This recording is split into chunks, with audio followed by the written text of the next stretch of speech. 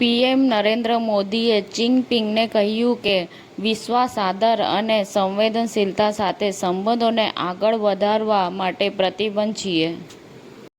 સંરક્ષણ પ્રધાન રાજનાથ સિંહે આજે નોઈડા સ્થિત ફેક્ટરીની મુલાકાત લીધી હતી અને તેણે જણાવ્યું હતું કે જ્યારે નિશ્ચય, હિંમત અને વિજ્ઞાન એકસાથે આવે છે ત્યારે અશક્ય પણ શક્ય બને છે.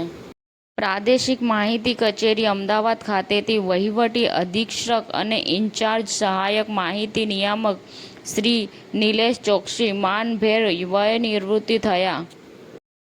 પ્રધાનમંત્રી નરેન્દ્ર મોદી મન કી બાત સ્થાનિક ખેડૂતોના મુદ્દાઓ માટે ડોનાલ્ડ ટ્રમ્પે ટેરિફ માટે અવાજ ઉઠાવ્યો છે. તેમણે કહ્યું કે વરસાદ, પૂર અને ભૂસ્ખલનને કારણે ઘણી વિનાશ થયો છે.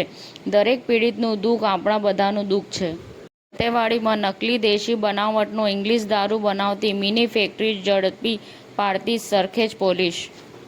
ઈદે મિલાદ અને ગણપતિ વિસર્જન સંદર્ભે ધોળકા તાલુકા સેવા સદન ખાતે શાંતિ સમિતિની મીટિંગ મળી. ટાઉન પીઆઈ જેડી ટાંગરવાલા ઉપસ્થિત રહ્યા હતા.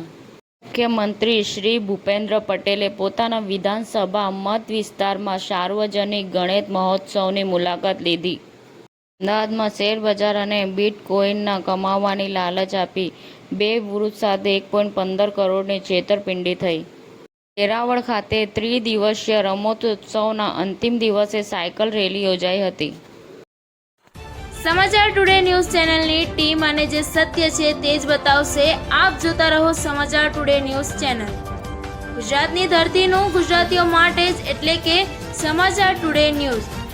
અમારી સમાચાર ટુડે ન્યૂઝ ચેનલને લાઇક કરો, શેર કરો અને સબસ્ક્રાઇબ કરો અને જોડાયા રહો સમાચાર ટુડે ન્યૂઝ ચેનલ સાથે.